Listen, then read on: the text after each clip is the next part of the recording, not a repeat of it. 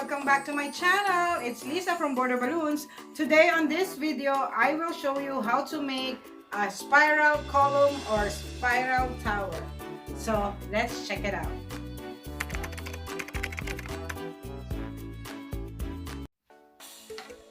Curling ribbon, scissor or gunting,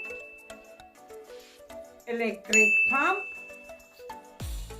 or you can use the manual or handheld one. Balloon weights, 12 inches latex balloon. I use white and pink. And one more secret for that is the balloon sizer. Okay? Sabi ko nga, kung wala po kayong ganito, kuha lang po kayo ng box na kahit ano dyan, butas-butasin nyo, lagyan nyo lang ng sukat, 6 inches, 5 inches, whatever. So, sa mga nagtatanong ulit, I got this sa US. Mas maganda, mas handy, right?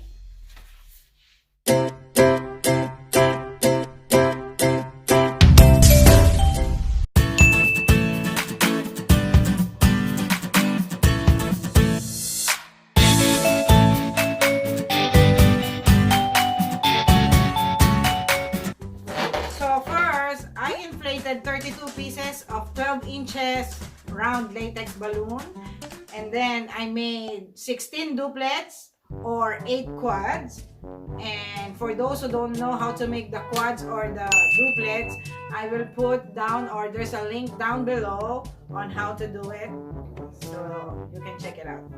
So take your 2 duplets of different colors, yung white at saka pink, gawin yung quad, right? Quad means 4, right? So ganyan na, right? Make sure alternate yung color. Pink, white, ganyan, right? Square na siya. Square. Then, grab your ribbon, curling ribbon. Itatali nyo po sa gitna. Parang kagaya lang din nung sa, saan ba? Sa regular column or tower. Pero ito kasi may design, may pattern siya. Spiral. Okay? And then, take your balloon weights and put in the center. And now, it will be look like this, right? It's up to you guys if you want 1 or 2 balloon weights underneath. Again, this is spiral column without poles or bases. Okay? Ngayon, so lahat gawin mo lang ganyan. Quad na alternate color, then patong. So, paano magkakaroon ng pattern? So, itong pink, hindi siya pwedeng magkadikit. Para maging spiral siya, kailangan opposite. Dito naman sa kabila. Right? So, ikutin mo ng dalawang ikot. 1, 2. Tapos yung pangatlo, iikot mo doon sa unang-unang quad. Right? Get it? And then bring it on the top. And then, your third quad, put in the center or on the top. So, hindi pwedeng ganyan kasi hindi na siya. Right? Hindi pwedeng ganyan. So, dapat alternate. So, ito na siya. Right? As you can see, kakaroon na siya ng pattern.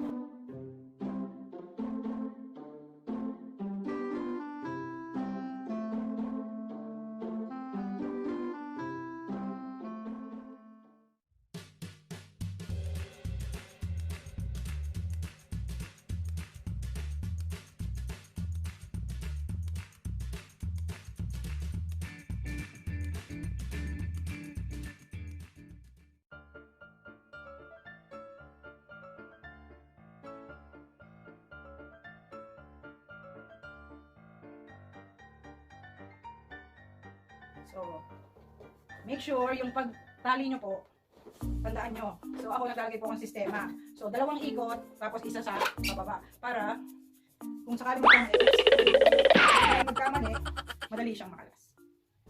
Tada! Kung gusto nyo pong lagyan ng topper, pwede din naman. Yan. Ganda, di ba? So, grab nyo lang po dun sa neck. Tapos, ito po yung ibubuhol nyo dun sa isang nozzle sa pinakaibabaw ng quad. Okay? So, grab one.